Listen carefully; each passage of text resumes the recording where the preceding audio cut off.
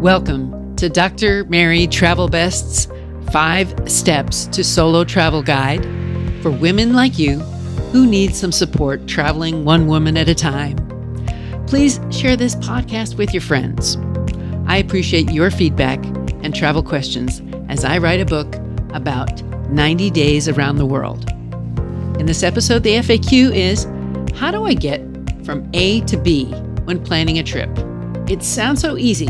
So what's the big deal? Today's special series destination is Jerusalem, Israel. It's part 1 of 3 on Israel. Today's misstep, petting a moose. Don't do it. Travel advice, planning that trip can be half the fun. So the FAQ is, how do I get from A to B when planning a trip? It sounds so easy. So what's the big deal? Well, the response is, it is a big deal if you've never done it. You have to know your geography. So find a map and see the distance, the terrain, and the transportation choices. You may be discouraged if you've never been to places A or B. So take a bit at a time.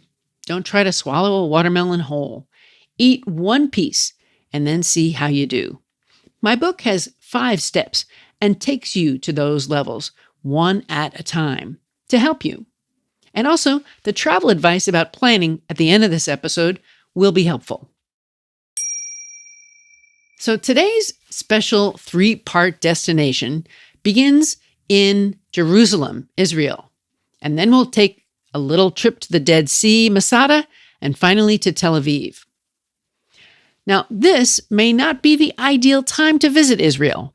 However, I'd like to share some of my travel experiences in the country in the summer of 2023. The traveler must know that everything shuts down Friday afternoon, as early as 1 p.m. in Jerusalem. It reopens on Saturday night. So if you want to take most public transportation during the Sabbath, you'll need an alternate plan using taxis and rental cars. I bought a RAV-CAV card, which made getting from the airport to my Airbnb easy.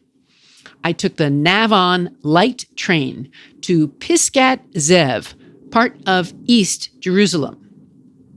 The currency is shekels, and it's about 12 shekels for the bus. If you are a solo female traveler, I recommend you visit the Old City. I entered the Lion's Gate, close to the Navon tram station. One of my memories was rushing out of the Old City to avoid missing the light train shutdown around 1 p.m. on a Friday. I got lost in this historic center at the end of the free tour. Now, the tour is simple to take because outside of the gate is a person holding a flag on a stick who wants you to go for the free tour. So that was a recommended thing to do. So we get into this huge building. It's about 40 acres in all. And at the end of the tour, I was on the opposite side from where I had entered. I pictured it all kind of like a giant shopping mall. And I thought I could just walk around to that entrance once outside. But it wasn't that easy. So just before this, I had been stopped by the guards. Were they Armenian? I'm not sure, but they had many guns and they said, you're in the wrong place. So I had lost my free tour guide along with at least one other person who was following me. And I was told to leave in an unkind and abrupt manner by 2 people with big guns. So I was a bit unsettled when I was lost and now stressed. On the other hand, what were my best memories of the Old City? The best part was praying at the Western Wall, or the Wailing Wall, the only part of the original temple that remains. It's made from limestone, or Jerusalem stone, constructed during the time of Herod the Great. It's only a small part being used for prayer, but the actual wall is 1,600 feet long. When the Romans ruled between the 4th and 7th centuries, Jews were prohibited in Jerusalem, except for a holiday reserved for mourning. And that's why Jews would go there and cry. Now, at the wall, women and men are separated, which I didn't realize. The guards made me aware of this when I tried to enter the men's side, which is the closest or first side you'll come to, the left side. So women must enter on the right side because they cannot pray together at the wall. I left a piece of paper with a prayer inside the wall's cracks. And leaving that area, I noticed several women were walking backward. I later learned this was a sign of respect. It prevents people from turning their backs on God. And advice, look backward so you don't bump into anyone. I stayed centrally in Jerusalem for most of my trip and went to Jaffa, Tel Aviv, and Galilee. I swam in the Dead Sea in Jericho, and in the next 2 episodes, you'll hear about those places. My main friend in Jerusalem was Shlomo, a kind man in his 70s with no family nearby. He was a friend of my Airbnb host who happened to be away, which was a disappointment because she had told me she would give me travel advice in conversations prior. Shlomo gave me my apartment key and ensured I felt safe.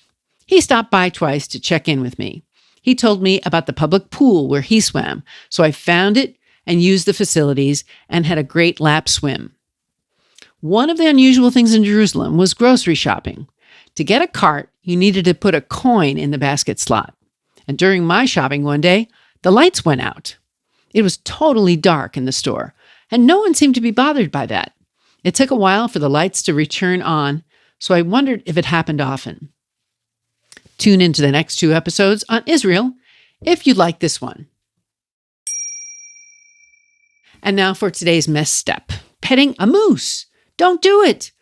A man has shared a video of his wife approaching a bull moose at a U.S. national park with the intention of petting the animal, ignoring his warnings to keep away. This is proof for the doctors of what her bodily injuries are from, says the man, who is also standing much too close as his partner edges closer to the animal. This is what not to do, folks. This was not my misstep, so don't make it yours. Don't try to pet a moose. That is a moronic idea. And now for today's travel advice. Planning a trip can be half the fun, says my friend Nancy Kramer. Why is that? You can visualize yourself there and how you will feel when you arrive, what you will be doing, and how you will get around. And then you do it.